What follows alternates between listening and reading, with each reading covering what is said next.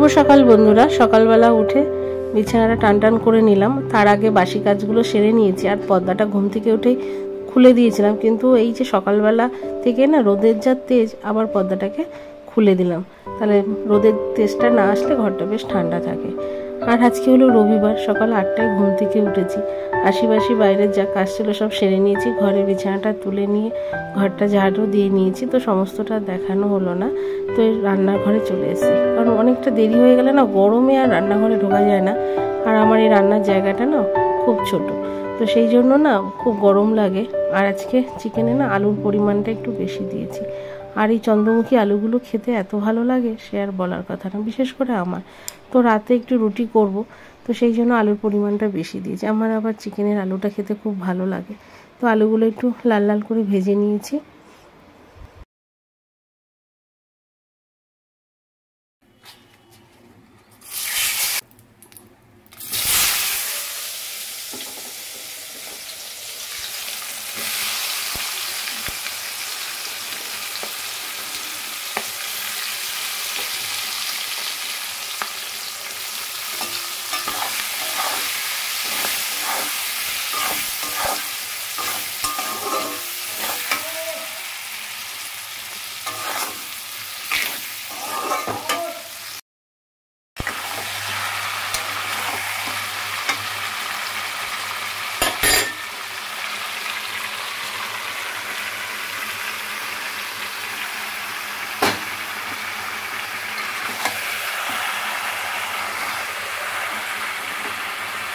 আর রবিবারটা আসলেই মনে হয় যেন একটু চিকেন রান্না করি।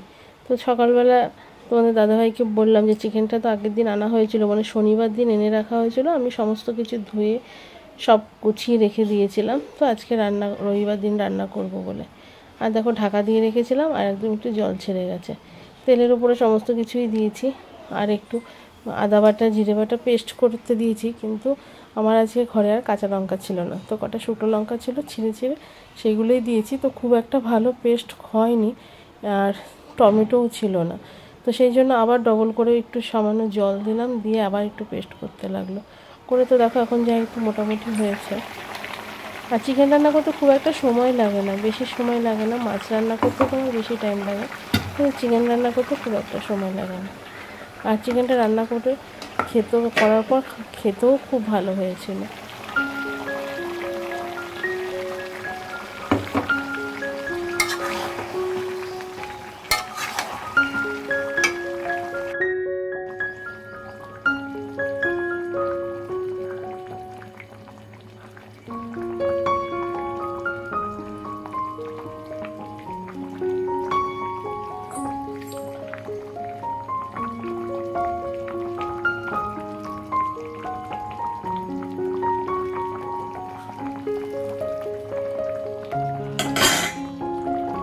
আর আজকে ছুটির দিন বেশি কিছু রান্না করিনি, এক তরকারিই করলাম, কারণ এই গরমে আর রান্নাঘরে বেশিক্ষণ থাকতে পারছিলাম না।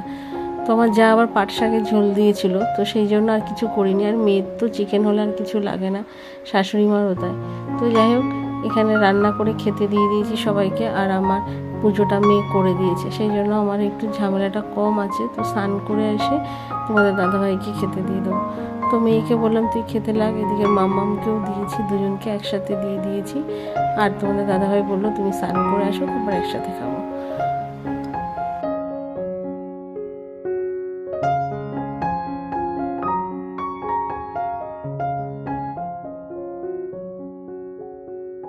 তো স্নান করে এসে না ঠাকুর ঘরের এই হাই স্পিডের পাখাটা চালিয়ে বসেছি, এত আরাম লাগছে সে বলার কথা না।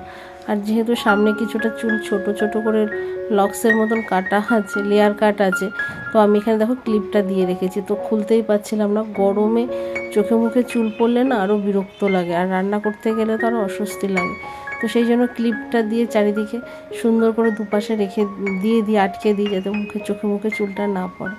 আর যাদের দেখবে অ্যালার্জি আছে, তাদের সামান্য কারণে না তাদের শরীর খুব খারাপ হয়ে, যেমন আমার এই চুলের জন্য চোখে মুখে চুল পড়লে চোখ মুখ চুলকোবে, শরীরের ভিতরে একটা অস্বস্তি ভাব লাগে।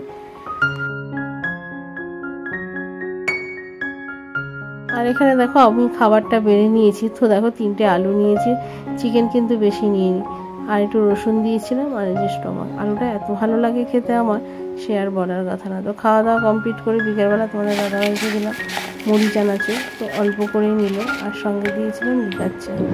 আর তারপরে রাতের ডিনারে করেছিলাম তোমার হলো রুটি, আর মেয়ে বললো আম দিয়ে ভাত দিয়ে খাবে দুধ দিয়ে, সেই জন্য আর মেয়ের জন্য রুটি রাখিনি, ও আর রুটি খেলো না। আর ওকে এখানে আম দিয়ে দুধ দিয়ে ভাত মাখিয়ে দিচ্ছি। তো এই আম দুধ দিয়ে খেতে, তারপরে কলা দিয়ে খেতে আমার মেয়ে ভীষণই ভালোবাসে। শাশুড়ি মাও এখন ভালোবাসে, উনিও বলে মেয়েকে যেভাবে মাখিয়ে তৈরি করে দেবে আমাকেও ঠিক সেইভাবেই দেবে। তো যাই হোক, যতটা পারি করার চেষ্টা করি, আর আমার সাধ্য অনুযায়ী। আর এখানে এই যে চা করেছিলাম, তো এর মধ্যেই আমি মেয়ের দুধটা গরম করে রেখেছিলাম, আর ওকে বললাম তাড়াতাড়ি খেয়ে নে, একটা চামচি দিয়ে দিয়েছিলাম। ছোটোবেলাও ঠিক এরকম করেই দিতাম, ও ভীষণ চটজলদি খেয়ে নিত, খুব পছন্দসই হতো খাবারটা। তো এবার এই আম দুধটা এই প্রথমই খেলো আর কি এবছর। আর এখানে শাশুড়ি মাও তো রান্না ঘরে ডাইনিং টেবিলে দিয়েছি, আর মেয়ে আবার টিভি দেখতে দেখতে খায়, তো আমার তো ভীষণ বিরক্ত লাগে, এতে খাওয়ার দেরিও হয়। আর এই যে দেখো ওদের খেতে দিয়ে একটু রুটি করে নিচ্ছি। শাশুড়ি মাও বললো আম দিয়ে ভাত খাবো, মেয়েও বললো, তো সেই কারণেও আর একটু দেরি করেই বসালাম, কারণ আটাটা মেখেছি দেরি করে। আর তোমাদের দাদাভাই রাতে যখন ঢুকবে, যদি চলে আসে তাহলে আমাকে ভেজে দিতে পারবে, কারণ আমার ভাজা রুটি খুব একটা ফোলে না। তো সেই কারণেই তোমাদের দাদাভাইয়ের জন্য ওয়েট করি আমি।